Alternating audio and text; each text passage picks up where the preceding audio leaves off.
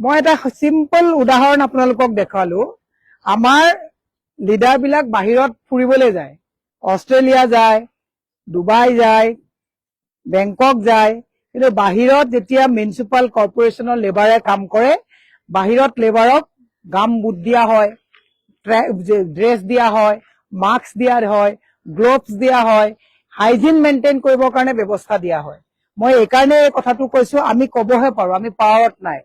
এতিয়া আপোনালোকে চাওক, এই যিবিলাক ড্ৰেইন ব্লক কৰা হয়, এই ল'ৰাটো ড্ৰেইনত, সৰু ল'ৰা এটা, খুব বেছি বয়স হৈছে যদি তাৰ 17-18 বছৰ বয়সৰ ল'ৰা, ইহঁতে ড্ৰেইনত নামি আছে।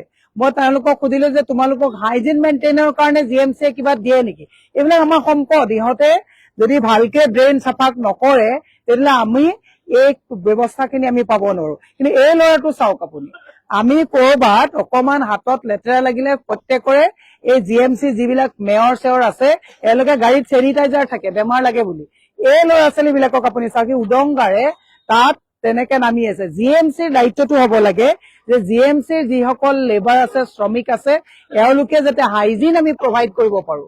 এই হাইজিন প্ৰভাইড কৰিবৰ কাৰণে GMCয়ে তেওঁলোকৰ কাৰণে এডুকুৱেট ফেচিলিটি প্ৰভাইড কৰিব লাগে। কিন্তু আজি এই তাৰিখত ল'ৰাটো চাওক, অকল গা ধুবৰ কাৰণে সুদা পানী দিয়ে, অকল গা ধুবৰ কাৰণে সুদা পানী দিয়ে। মই আপোনাক চিম্পুল এটা উদাহৰণ দিছো। এবাৰ মই বেংককত ফুৰিবলৈ যাওঁতে ডাঙৰ ডাঙৰ ৰাস্তাৰ কিনাৰত দেখিলো যে ডাঙৰ ডাঙৰ ৱাশ্বিং মেচিন, আৰু ডাঙৰ ডাঙৰ ৱাশ্বিং মেচিন বিলাক দেখি পেলাই মই তাত সুধিলো যে ৱাশ্বিং মেচিন বিলাক কিয়? তেতিয়া তেওঁলোকে ক'লে, আমাৰ যিবিলাক মিউনিচিপাল কৰ্পোৰেশ্যনৰ লেবাৰ আছে, এযোৰ ড্ৰেছ দি সিহঁতে কাম কৰে, তাৰপিছত এই কাম কৰা ড্ৰেছযোৰ ৱাশ্বিং মেচিনত দি থৈ যায়, আকৌ নেক্সট ড্ৰেছযোৰ পিন্ধি গুচি যায়, আৰু ইয়াতে তাহাঁতক হাইজিন মেইনটেইন কৰা হয়। চৰকাৰখনে যে কেৱল দূৰদৰ্শিতা নথাকি অকল ৰুক্মিণী গাঁও, তৰুণ নগৰ, নবীন নগৰ, ঘোঁৰামাৰ, হাতীগাঁও এই মানুহক হাৰাশাস্তি দিছে এনেকুৱা নহয়। এই যে ড্ৰেইনত আছে ল'ৰাজন, সৰু ল'ৰা এটা, ইহঁতৰো লাইফটো ডেঞ্জাৰ লেভেলত আছে, কাৰণ ইহঁতক কোনো হাইজিন মেইনটেইন কৰাৰ এই মেজাৰ খিনি তেওঁলোকে লোৱা নাই। চৰকাৰ কিমান অদূৰদৰ্শী হ'ব লাগিব। আজি তাৰিখত চবতছে, আজি আমাৰ কৃত্ৰিম বানপানীয়ে হওক, নলা নৰ্দমা চাফা কথাই হওক, ক্লিন গুৱাহাটী, গ্ৰীণ গুৱাহাটী কৰা কথাই কওক, GMC এই মানুহসকল আমাৰ কাৰণে বহুত গুৰুত্বপূৰ্ণ, বহুত ইম্পৰ্টেণ্ট মানুহ হয়। কিন্তু এওঁলোকক লৈ পেলাই কিন্তু চৰকাৰ কনচাৰ্ণ নহয়। মই সেইকাৰণে মেয়ৰক এটা কথা কব বিচাৰিছো যে আপোনালোকে GMC যিসকল লেবাৰক কামত পঠায়, তেওঁলোকৰো জীৱন সুৰক্ষাৰ কাৰণে হাইজিন আপোনালোকে মেইনটেইন কৰক। এই ল'ৰাটো বাৰু যদি আজি মোৰ ছোৱালীজনী বা মেয়ৰৰ ছোৱালীজনী হলহেঁতেন, এনেকে নামিব দিলেহেঁতেন নে? দুখীয়াৰ কাৰণে তাৰমানে হাইজিন মেইনটেইন নকৰিব নেকি? গতিকে এই বহুত লেফ্ট চৰকাৰৰ আছে।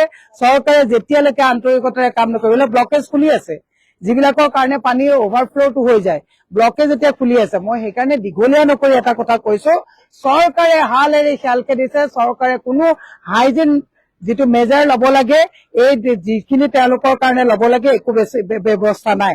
আজি যদি এই ল'ৰাটো যদি বেমাৰত পৰে, তেতিয়াহ'লে GMCত যদি যায়, তেতিয়াহ'লে পিতৃ মাতৃয়ে হিয়া কৰি কানাৰ বাদে ইয়াৰ ট্ৰিটমেণ্টৰ কাৰণে কোনো ব্যৱস্থা চৰকাৰৰ ওচৰত নাই। চৰকাৰে কেৱল আঁচনিকে গ'ল। কিন্তু মই মুখ্যমন্ত্ৰী মহোদয়ক ক'ব বিচাৰিছো যে চৰকাৰে চিষ্টেম ৰিফৰ্ম কৰিব লাগিব।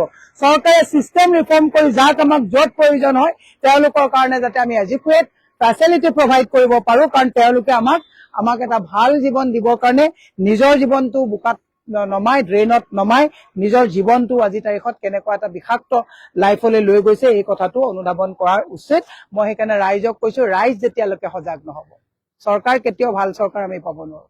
ৰাইজ কনচাৰ্ণ হ'ব লাগিব, আৰু ৰাইজে কেৱল এওঁলোকক এই ড্ৰেইনৰ লেবাৰ হিচাপে ট্ৰিটমেণ্ট কৰিলে নহব, এওঁলোক ভালকে হাইজিন লাইফ জীয়াই থাকিলেহে আমিও হাইজিন লাইফ পাব পাৰিম। এই কথাটো সকলোৰে জ্ঞাতাৰ্থ মই প্ৰেৰণ কৰিলো। Thank U.